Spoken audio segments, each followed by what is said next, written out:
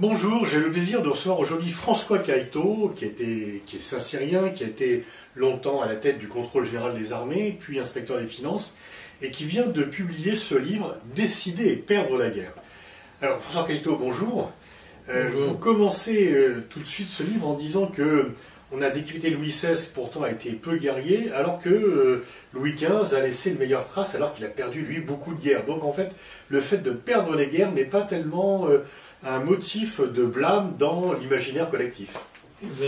C'est ce qu'on est obligé de reconnaître. D'ailleurs, j'ai ajouté un cas, celui de Napoléon. On y viendra. Qui a rendu une France bien plus petite que celle qu'il a reçue, et qui, en ces jours-ci, d'ailleurs, reçoit de multiples hommages, peut-être pas toujours mérités. Alors effectivement, au-delà du débat sur le rétablissement de l'esclavage, vous, c'est en tant que stratège que vous mettez en cause ses compétences, et vous dites que alors il a plus mal fini qu'il n'a commencé. Je fais une simple remarque, c'est celle que je viens de faire. Quand on rend un pays très affaibli par rapport à celui qu'on reçoit, on ne peut pas considérer qu'on a fait l'œuvre d'un stratège. À moins qu'on prenne le mot stratège dans le sens qu'il avait dans l'Antiquité grecque, c'est-à-dire de général commandant directement des troupes. Et là, il est vrai que c'était un génie tactique. D'ailleurs, jusqu'au jour où ses adversaires ont compris pourquoi il était un génie. Et à ce moment-là, ça s'est gâté. Alors ces deux erreurs, c'est la guerre d'Espagne et la guerre de Russie, qui ont amené à la ruine. Ça, ce sont deux erreurs stratégiques. La guerre d'Espagne, c'est une guerre tout à fait surprenante. Je me permets de rappeler que l'Espagne était l'allié de la France. Et l'allié de la France sous l'Empire. À Trafalgar, 1805, la flotte qui combat Nelson est à moitié espagnole. Et donc, l'Espagne est un allié de la France. Bon. Pourquoi s'emparer du trône? On comprend qu'il veuille éliminer un roi complètement méprisable, à vrai dire. Enfin, il a un fils que les Espagnols apprécient, qui est bien dans les mains du personnel français de l'époque, pour mettre son frère, qui n'avait pas envie d'y aller. Bon. Alors, et d'où une guerre qu'on va finir par perdre, parce que c'est une guerre, non pas contre les forces armées, mais contre le peuple espagnol. On y reviendra, si vous parlez aussi des guerres de contre-insurrection, et puis l'erreur aussi, l'autre erreur majeure et fatale, la guerre de Russie. Alors, la Russie, c'est une guerre où Napoléon essaye de poursuivre son idée fixe de la bataille décisive, en essayant de battre l'armée russe. L'armée russe a très bien compris qu'elle sera battue si elle joue à ce petit jeu dès le franchissement de la frontière. Elle recule de 1000 km, ou de 800 et quelques kilomètres, et vous connaissez la suite. Mais ce qu'il faut regarder tant dans la guerre d'Espagne, mais surtout dans la campagne de Russie, c'est pourquoi Napoléon l'a fait. Et au-delà des épiphénomènes, c'est la grande idée du blocus continental. C'est un point sur lequel je suis surpris qu'on passe si rapidement dans l'histoire napoléonienne. Quelques pages dans les 800 pages du dernier livre de Thierry Lenz, par exemple. Vous expliquez que c'est cette obsession-là, au lieu de passer un accord avec Londres, qui lui aurait permis de garder la puissance continentale et l'Empire, Napoléon s'était évertué et que toutes les erreurs qu'il a commises étaient dues à cette obsession du blocus continental.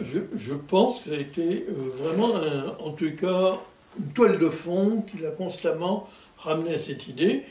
C'était une idée d'abord irréalisable. Des 20 000 km de côte à contrôler, c'était quand même un grand bonus pour les contrebandiers. Et puis ça appauvrissait toutes les villes qui faisaient du commerce, tous les pays qui avaient des échanges importants avec l'Angleterre. Donc ça a été très impopulaire à l'étranger, mais aussi en France. À Bordeaux, par exemple, et toute l'Aquitaine, c'était un véritable désastre économique. Et puis, ça ne pouvait pas réussir. Ça ne pouvait pas réussir parce qu'en même temps, l'Angleterre trouvait de nouveaux débouchés avec toute l'Amérique latine dont l'Espagne était coupée, etc. Et donc, cette obsession, on la comprend mal parce que je suis persuadé qu'il y avait une autre solution qui était, dans le fond, d'accepter une certaine liberté du commerce, où bien entendu les Anglais ont eu un grand profit puisqu'ils étaient en avance industriellement sur toute l'Europe, mais où on aurait tiré quelques ressources de droits de douane, etc., et où on aurait pu nous-mêmes finalement les concurrencer peu à peu, comme ça s'est passé d'ailleurs, En fait, dans les 30 ou 40 ou 50 années. ce que vous écrivez, c'est qu'il aurait fallu un Kissinger auprès de Napoléon pour accepter une réelle politique et faire un partage, comme les États-Unis ont fait avec l'Union soviétique. Oui, un Kissinger, mais peut-être qu'il aurait suffi d'un Talleyrand, qui était là, mais n'écoutez pas toujours. Alors, autre erreur aussi des guerres que l'on décide et que l'on perd, on va passer au neveu, au Napoléon le Petit, Napoléon III, la guerre du Mexique et, pire encore, la guerre contre la Prusse. Oui, alors lui, c'est vraiment un spécialiste, dans des conditions beaucoup plus ridicules, je dirais, que son oncle. La guerre du Mexique, on est totalement incapable aujourd'hui de dire vraiment pourquoi on l'a faite. L'idée de créer une espèce de royaume catholique au sud des États-Unis pour contrer les anglo-saxons, bon, c'était pas très sérieux. Et puis, enfin, c'était pas le vœu des Mexicains. Et ça s'est vite vu. Donc, on a perdu un peu. On n'a pas perdu en sens que on est parti sans être battu, mais sans avoir pu gagner. Et en laissant le malheureux Maximilien. Enfin, il aurait pu partir en même temps que nous, mais il a voulu rester. Non, ce qui est beaucoup plus grave, et alors ça c'est une erreur qui est la cause d'un siècle de problèmes, c'est la guerre de 70. La guerre de 70, je rappelle que le fait qu'on l'ait perdue, qu'on nous ait arraché l'Alsace et la Lorraine a créé un contentieux irrémédiable entre la France et l'Allemagne. Ça a été la Grande Guerre, et de la Grande Guerre, la Deuxième Guerre mondiale par la suite. Donc, ça fait 3 guerres. 3 guerres, dont 2 absolument abominables. Ensuite, en 70, nous venions de remporter une victoire diplomatique. Léo Hohenzollern refuser le trône d'Espagne. Il faut quand même avoir un certain génie pour transformer le château Lafite en piquette, c'est-à-dire une victoire diplomatique, en une défaite. Alors comment ça s'est passé ? En exigeant du roi de Prusse des engagements qu'il avait déjà pris, mais qu'il fallait qu'il réitère publiquement, etc., c'est-à-dire qu'il s'humilie. Et bien entendu, Bismarck a eu l'adresse de transformer les refus polis du roi de Prusse en un refus un peu raide, et la majorité parlementaire excitée, la presse parisienne déchaînée, ont entraîné un mouvement d'opinion avec un ministre des Affaires étrangères particulièrement consternant, le duc de Gramont, et on a déclaré la guerre. Et on a déclaré la guerre alors que nous savions, enfin ceux qui voulaient savoir savaient en tous les cas, que notre appareil militaire était très inférieur à l'appareil militaire prussien. Nous le savions, d'abord parce que quand même on avait vu la Prusse battre l'Autriche-Hongrie à Sadova en 8 jours, à Königgrätz comme disent les Allemands, et non pas à Sadova comme disent les Autrichiens. Et notre attaché militaire, qui était un proche de Napoléon III, qui l'avait aidé dans ses lubies sur Alésia, n'avait cessé d'envoyer des rapports très alarmistes, qui se terminaient souvent par une formule latine qu'à l'époque on connaissait bien, caveant consules, c'est-à-dire que les gouvernants se méfient. Et il n'a pas été entendu. On a été battu quelques semaines, et de façon irrémédiable. C'est quand même un cas, je dirais, assez pur de légèreté. Et d'ailleurs, j'ai intitulé le chapitre où je rappelle cet épisode d'un cœur léger, pour reprendre les paroles du président du Conseil, Émile Lévier, qui avait déclaré à la tribune de la Chambre, devant les objections de tiers, qu'il assumait la responsabilité de la guerre d'un cœur léger. J'ajoute que le ministre de la guerre, le maréchal Leboeuf, avait déclaré qu'il ne manquait rien à l'armée française, pas même un bouton de guêtre. Expression qui restera dans les annales. Voilà, comme un cœur léger.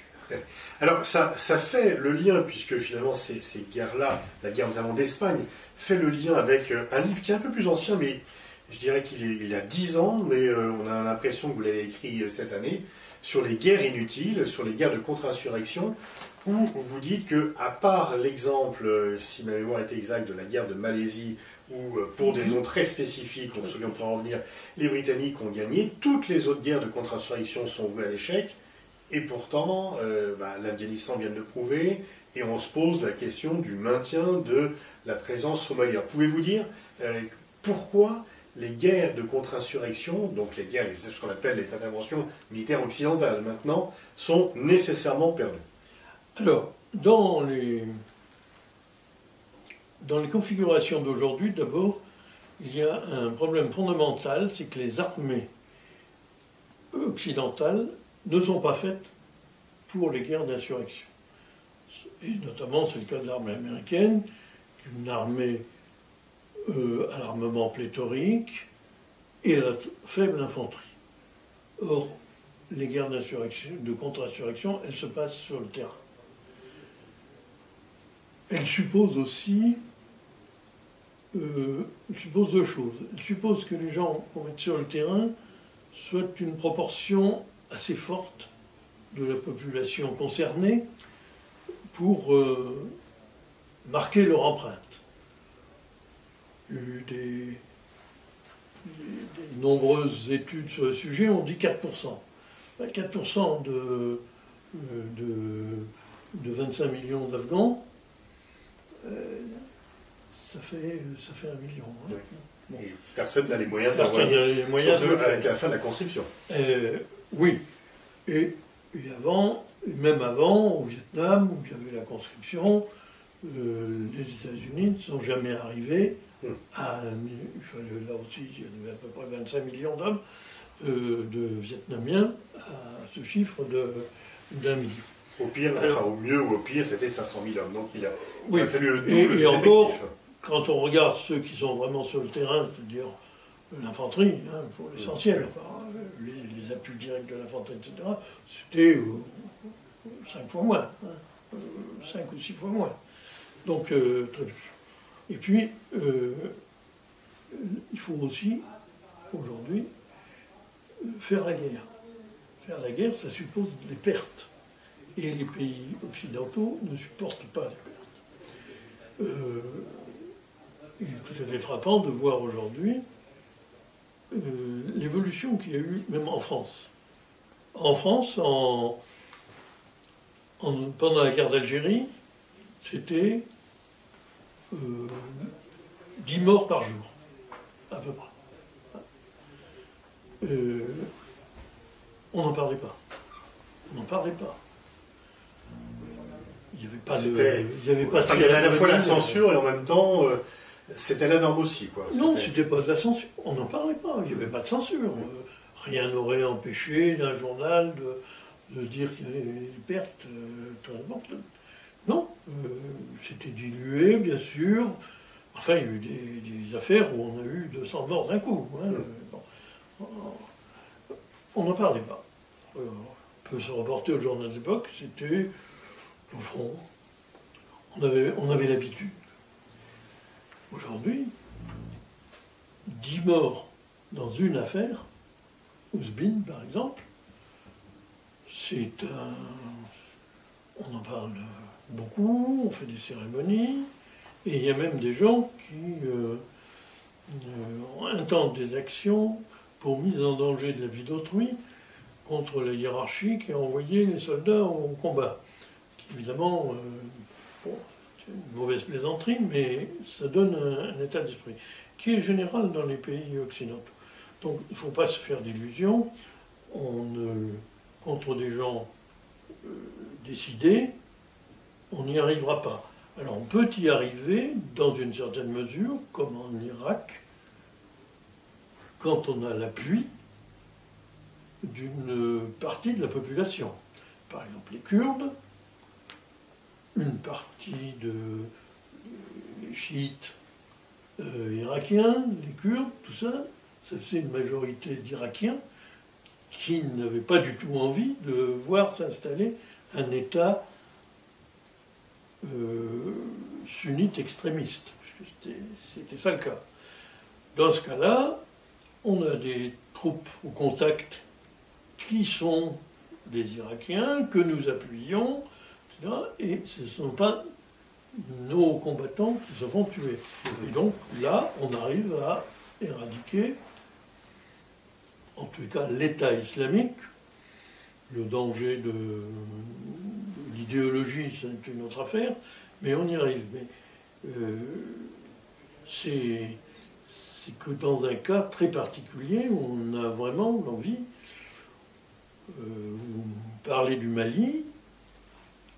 Le problème aujourd'hui du Mali, on ne veut pas le dire, mais c'est que, au front, on trouve peu de Maliens. Les officiers maliens semblent plutôt préférer des joutes moins dangereuses en politique. L'armée malienne n'a pas fait. Ce qui est une première, car l'armée malienne a déjà fait elle-même, un peu de temps après l'indépendance, une guerre contre les Touaregs et les Maures. Il avait gagné de façon assez sanglante d'ailleurs. Mais aujourd'hui, nous sommes les seuls, avec les Tchadiens, d'où d'ailleurs notre bénévolence vis-à-vis du régime tchadien, qui est le seul à fournir des troupes qui veulent bien se battre. Et donc le Mali, force est de constater que l'appétence des forces armées maliennes, de la population en général à lutter contre ceux qui l'agressent, fait que nous avons eu des succès d'emblée, mais que ces succès ne sont pas parvenus à régler le problème et que maintenant l'affaire continue de façon apparemment indéfinie. D'ailleurs, le chef d'état-major des armées a parlé de 10 ou 20 ans. Bon, alors qu'on nous sommes déjà depuis 10 ans, pas presque, depuis 8 ans. Oui, 2012, oui. Ouais. Depuis Mais s'il n'y a pas une malédiction de la vie de François Hollande. Voilà. L'Afghanistan, il y a une base légale initiale, ça se passe très bien, puis aux 20 ans après, et 1500 milliards de dollars plus tard, rien n'est réglé, les talibans sont en porte de pouvoir. Au Mali, on est là depuis 8 ans. Qu'est-ce qu'il aurait fallu faire? C'est partir tout de suite Alors, dans le cas de l'Afghanistan, il me semble que, c'est ce que j'ai écrit à l'époque, et je n'en démords pas, la solution était simple. Il y avait en Afghanistan des adversaires locaux des talibans, recrutés essentiellement dans les populations non pashtunes, c'est-à-dire tadjiks, ouzbeks, etc. On a fait le travail au début, c'est-à-dire on a bombardé, enfin l'aviation américaine a bombardé, et les opposants aux talibans locaux se sont emparés du pouvoir. Et là, on a eu une idée bizarre, transformer l'Afghanistan en démocratie occidentale. Ça n'était pas le vœu exprimé par la population. À tort ou à raison, mais enfin, ils ne pensent pas comme nous. Et donc on s'est lancé dans une espèce de campagne onusienne, même si ce n'était pas sous les couleurs de l'ONU, mais enfin c'était un peu les mêmes pratiques qui ont abouti au fait que, au lieu de laisser les opposants aux talibans gouverner, quitte à leur donner de temps en temps un coup de main avec notre aviation, on s'est lancé dans une présence dans tout le pays, on n'a eu que des déboires. Certaines armées ont été très très éprouvées par le Liban, comme l'armée britannique par exemple. Et au Mali, une fois qu'on avait... Le Mali, le problème est un peu plus compliqué parce que la source des ennuis du Mali se trouve dans notre propre action quelques années avant en Libye. Et donc je comprends qu'il est difficile de ne pas tenir compte de cet état de fait. Si des troupes nombreuses venant du Nord et bien armées sont arrivées, c'est grâce à la disparition du colonel Kadhafi. Et donc, on s'est senti sans doute obligé. Et je veux dire que les premiers résultats ont été bons. Opération Libye qui s'est faite d'un cœur léger, pour reprendre oui, ça, j'aurais pu l'ajouter, mais comme on ne l'a pas perdu sur le moment, je n'en ai pas parlé ici, là. Mais par contre, je pense qu'il aurait été utile de dire d'emblée à nos amis maliens que notre présence est une présence qui ne durerait pas, de fixer une date raisonnable, 18 mois, 2 ans, mais pas plus. Qu'on fasse une aide intense pour la formation et l'armement de leur armée, et ensuite, on s'en va, sinon peut-être en gardant un appui aérien ou des choses qui ne nous engagent pas trop. Mais servir d'infanterie au Mali, c'est pas une solution. C'est pas une solution, et d'ailleurs, quels que soient les mérites, qui sont grands, des troupes qu'on déploie sur le terrain, ce ne sont pas des Maliens, et ça se voit. Et dans la population, on voit bien qu'il commence à s'instaurer un syndrome de constatation de la présence française. Donc on n'est pas en train de gagner. Est-ce que vous pensez donc du fait de l'ensemble de ces changements que c'est le principe même de l'intervention militaire extérieure qui est devenu inefficace, obsolète ? D'abord, je crois que dans ces interventions, d'une façon générale, on ne mesure pas assez les problèmes de l'utilité pour la France. Enfin, engager nos soldats, élever nos soldats, ça devrait se faire d'abord pour des opérations utiles.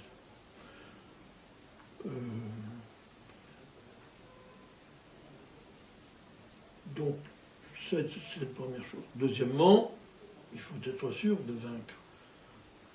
Et dans ces opérations, on n'est jamais sûr de vaincre. On peut vaincre dans un premier temps, et puis ensuite, c'est très difficile de rester. Et donc, je pense qu'en tout état de cause, la première chose à faire, c'est de bien prévenir le pays qu'on vient aider, qu'on y vient pour un temps réduit, pour les aider, et pour les aider à se mettre en position de continuer après notre départ. On ne défendra pas le Mali sans le Mali. Voilà.